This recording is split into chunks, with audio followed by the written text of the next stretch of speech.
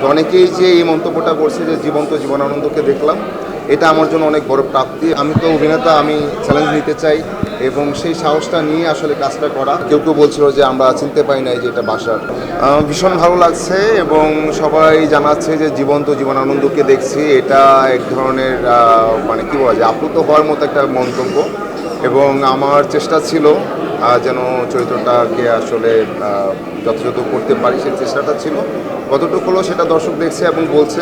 তো অনেকেই যে এই মন্তব্যটা করছে যে জীবন্ত জীবনানন্দকে দেখলাম, এটা আমার জন্য অনেক বড় প্রাপ্তি এবং এটা এই মন্তব্যটাকে আমি আমার আশীর্বাদ হিসাবে নিই আর কি।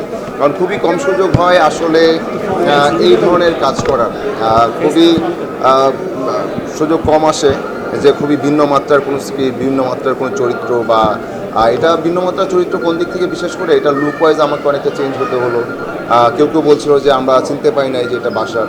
সো এই ব্যাপারগুলো আসলেই ভালো লাগে, কারণ এতটা পরিশ্রম এবং কষ্টের পর যদি এই ধরনের মন্তব্য পাওয়া যায় তখন মনে হয় যে না, ঠিক আছে। আর এটা এটা অনেক ভয়েরও থাকে, মানে আমার সবসময় আমার কাছে এটা একটা ভীতি ছিল যে আসলে আমাকে জীবনানন্দ হিসাবে দর্শক কীভাবে নেবে।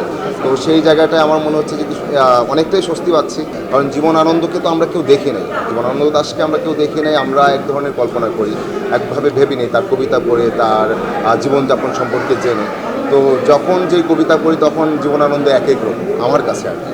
তো আমার কাছে মনে হয় যে পাঠকের কিছুদিন পর যে পাঠক এই সিনেমাটাও দেখলেন, মনে হতে পারে যে জীবনানন্দ এমন না, তেমনও হতে পারে, রাইট, হতে পারে।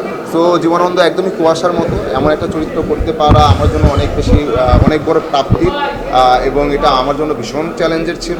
বাট আমি তো অভিনেতা, আমি চ্যালেঞ্জ নিতে চাই এবং সেই সাহসটা নিয়ে আসলে কাজটা করা। বাট সিরিয়াসলি সিনেমা রিলিজ হওয়ার আগ পর্যন্ত খুবই ভয়ে ছিলাম যে আসলে কীভাবে এই জীবনানন্দকে আমরা গ্রহণ করব। বাট আলহামদুলিল্লাহ বেশ ভালো। আমি সবসময় বিলিভ করে আসলে অভিনয়টা করার চেষ্টা করি। তো সেই জায়গা থেকে আমি যখন এটা কোন ফর্মে কী করছি সেই ব্যাপারে খুব বেশি আমি আসলে উদ্বিগ্ন থাকি না বা কনসার্ন থাকি না। আমি কনসার্ন থাকি আমার স্ক্রিপ্টে, আমার গল্প, এবং সেখানে যতটা পরিবেশ পাওয়া যায় ততটাই ভালো অভিনয় হয়। সিনেমায় সেই পরিবেশটা পাওয়া হয় একটু নাইসলি। আমরা যখন নাটক করি সেখানে সময় সীমাবদ্ধতা থাকে, আমাদের অনেক কিছুরই সীমাবদ্ধতা থাকে। বাট সিনেমায় আর্টের দিক বলেন, লোকেশনের জায়গায় আমরা খুব বেশি কী বলা যায়, খুঁতখুঁতে থাকি।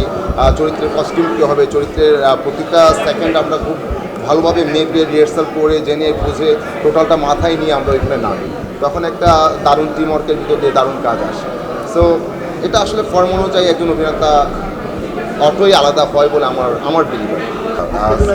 আচ্ছা, সিনেমা হলে যে কবিতা শুনলেন, আমি এই আবৃত্তি করার পর মানে আর আবৃত্তি করছি না, কারণ এই সিনেমাটা যতদিন থাকছে, রেস যতদিন থাকলো এবং দর্শক এখনও হলে আসছে, সো আমার মনে হয় যে ওনাদের কানে এই আবৃত্তিটাই যাক, নতুন করে আবৃত্তি করছি না। হ্যাঁ, সিনেমাটা হল থেকে নামার পর হয়তো আবার ওই যখন ভালো লাগে তখন আবৃত্তি করি। আমি যে খুব ভালো আবৃত্তিকার তা না, বাট যখন কোনো কবিতা আমার খুব ভালো লেগে যায় তখন মনে হয় যে এটা পড়ি।